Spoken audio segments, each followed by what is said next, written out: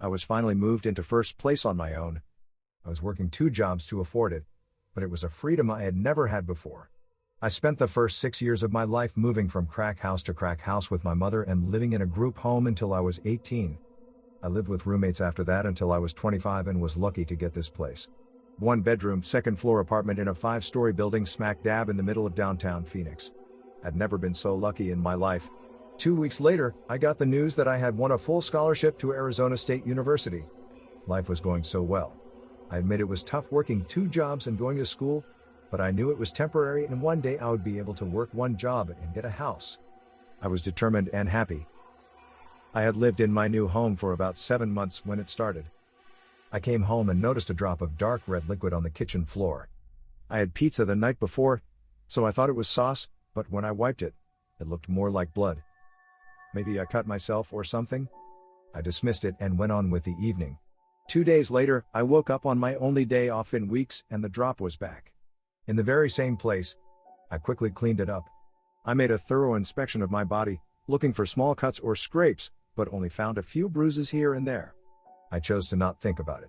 I did not need anything added to my already full plate. About a week later, I came home late from my second job to find a small puddle of liquid in my kitchen. Same spot. It was about the size of a golf ball and shaped like a bow tie. I inspected the ceiling after that. I looked for soft spots or stains or anything. The vent was way too far for anything to drip out and get where the liquid was.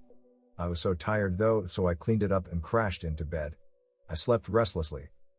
Over the next months, the red liquid would appear randomly and in various amounts. I finally told a coworker and she told me to take pictures and call maintenance. The next time a puddle showed up, I grabbed my phone and took a picture. This one was also shaped like a bow tie. However, when I opened the picture to show my coworker, it didn't show the liquid. It was just a picture of the yellow-tiled kitchen floor. I rationalized it by saying it must have reflected the light and not shown up. But it disturbed me more than I wanted to admit. I had a couple of days off and I was really looking forward to staying home and reading a good book. Maybe even binge-watching episodes of my favorite shows. However, I woke up to the biggest puddle of the dreaded liquid I had yet to see. I immediately searched through the junk drawer for the piece of paper with the number to maintenance on it and called. They said it would be a couple of hours. I couldn't leave the plate-sized puddle on the floor for hours, so I cleaned it up. I couldn't help but compare it to blood. It was the color, the thickness, and it even smeared as you see in the horror movies. I tried really hard not to think about that. A bearded man named Stuart arrived a few hours later. He looked tired but cheerful. I told him what I was dealing with after beginning with "I know this sounds completely bizarre." He agreed that it sounded very strange, but he was sure there was an explanation for it. He got down on the floor and looked under the cabinets, the fridge, and the dishwasher. He then went and got a step ladder to inspect the ceiling. He didn't find anything, and I felt some serious disappointment. He stepped down from the step ladder and asked a few questions about when I saw the stuff and what it looked like. I felt like I needed to prove that the blood-like liquid was real, so I pulled the trash can out from under the sink to show him the paper towels I used to clean it up. The can was full of paper towels, but not a single red drop was on them. I could not believe it. I muttered something about invisible ink and swore I was telling the truth. Stuart put his stepladder in the hall and told me to call if the liquid showed up again. He was shaking his head as he walked out the door. I had no idea what to think. Was I going crazy? Was the stress getting to me? More than likely, my mother had some form of mental illness. Maybe this is why she got hooked on drugs. Maybe I was going down that path. I shook my head. No. I was different. I was holding a 3.5 average in school, and my bosses both said they were happy with my work. I wasn't going crazy. The next few weeks flew by. Exams, busy season at work, and I had met a guy named Aaron from the first floor of my building.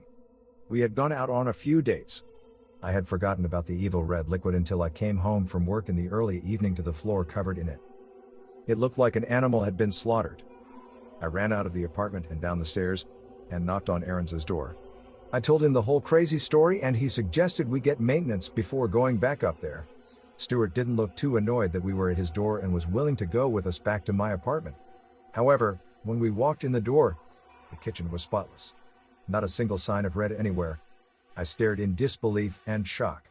I looked at the number on the door to make sure we were in the right apartment, even though it was my key that opened the door and my furniture in the living room. Stuart and Aaron stood next to me, silent and awkward. I stammered out, "And I'm not lying or crazy. but the evidence wasn't exactly backing me up. Stuart politely excused himself by saying something about his wife having dinner ready. He shut the door behind him, and I broke down in tears. I totally expected Aaron to run out and ghost me, but to his credit, he didn't. He stayed and helped me dry my tears. However, we didn't talk about it after that. It was the elephant in the room when he was at my place, though. I almost hoped that just one time, Aaron would see the blood on the floor, too. Almost. Then came the horrific day in March. It was the 13th, but a Tuesday. I was almost done with school. I could see the finish line. Aaron and I were getting serious, and he had introduced me to his parents. We had just spent the day helping his sister move into her dorm and were going home to shower and change our clothes to go out for dinner. He walked me to my apartment. The smell hit us as soon as the elevator doors opened. It was awful. I felt sick to my stomach. It was even worse in my apartment. I called Stuart, grabbed some clothes, and went with Aaron back to his apartment on the first floor. The headline in the local paper read 11 bodies found in serial killer's apartment. He had killed and dismembered at least 11 people and just left them on the floor of his kitchen. He was dubbed the bow tie killer because he had a significant bow tie collection in his closet. His kitchen was directly above mine. He was a quiet neighborhood, and I only saw him once or twice on the elevator or by the mailboxes. I would never have thought he was capable of the crimes he was convicted of. The strange thing is that he had cleaned all the blood up. There wasn't a pool on the floor or anything to soak into the tiles and down into my apartment. Poor Stuart helped with the cleanup and told me. I was horrified and had nightmares for a while after that, but I felt relief that I wasn't as crazy as I was starting to think. I moved in with Aaron a week later, and they had to completely gut the killer's apartment to get rid of the smell.